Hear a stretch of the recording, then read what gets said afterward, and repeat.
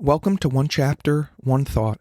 I'm Pastor Chris from Lincroft Bible Church in New Jersey, and every weekday I read one chapter of the New Testament and offer one brief devotional thought. Today's reading is from the book of Genesis, chapter 15. Sometime later, the Lord spoke to Abram in a vision and said to him, "Do not be afraid, Abram, for I will protect you, and your reward will be great." But Abram replied, "O sovereign Lord, what good are all your blessings when I don't even have a son? Since you've given me no children, Eleazar of Damascus, a servant in my household, will inherit all of my wealth. You have given me no descendants of my own, so one of my servants will be my heir." Then the Lord said to him, "No, your servant will not be your heir, for you will have a son of your own who will be your heir." Then the Lord took Abram outside and said to him, "Look up into the sky and count the stars if you can. That's how many descendants you will have." And Abram believed the Lord, and the Lord counted him as righteous because of his faith. Then the Lord told him, "I'm the Lord who brought you out of Ur of the Chaldeans to give you this land as your possession." But Abraham replied, "O sovereign Lord, how can I be sure that I will actually possess it?" The Lord told him, "Bring me a 3-year-old heifer, a 3-year-old female goat, a 3-year-old ram, a turtle dove, and a young pigeon." So Abram presented all these to him and killed them. Then he cut each animal down the middle and laid the halves side by side. He did not, however, cut the birds in half.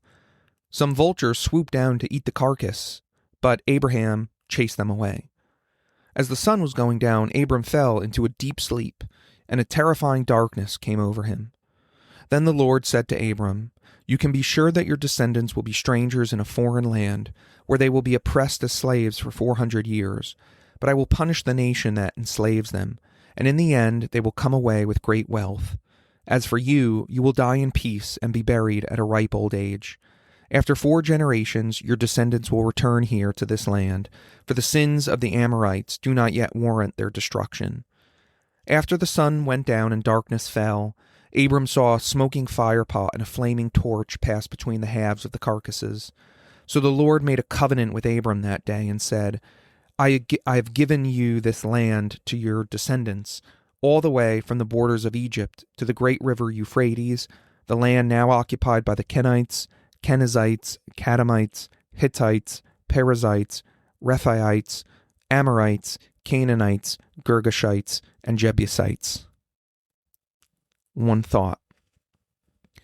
God chose Abraham to be his vehicle to bless the whole world.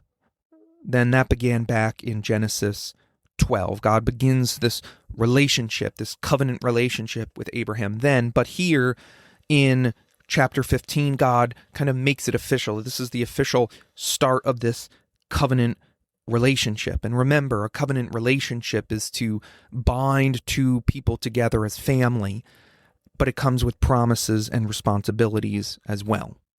So to make this covenant with Abraham, God tells Abraham to engage in what we might think is a rather strange ceremony. He's supposed to get animals and cut them in half and then spread them apart and make like an aisle. In other words, he's making something that looks like a bloody wedding aisle. And typically in the ancient Near East, both partners in the covenant would then walk down, they'd be on each end and walk down and meet in the middle of the aisle.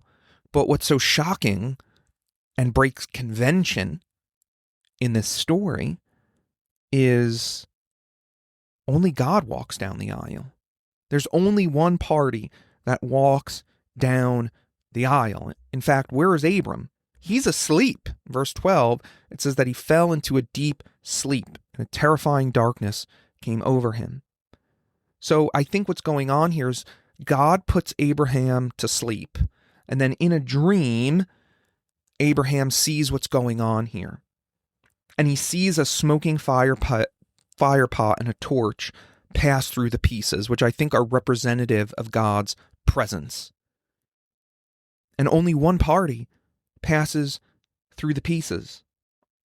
In other words, what God is saying is, I alone am going to uphold the covenant. I alone am going to be the one that upholds these responsibilities. I alone am the one who is going to fulfill the covenant.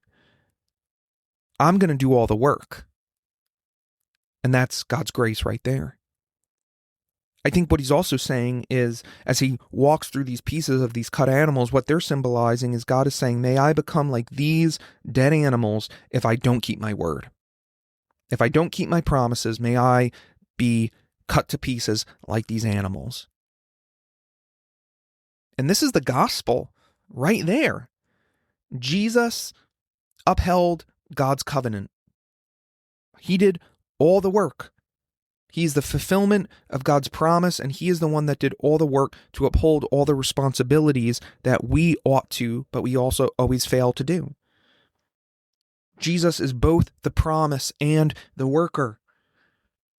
And so because he upheld the covenant, because he was the perfect seed of Abraham, the perfect descendant, the one who always obeyed, the one who always had faith, we can now receive the promise of forgiveness through Christ. Jesus is the true descendant of Abraham and the fulfillment of God's covenant, because God does all the work.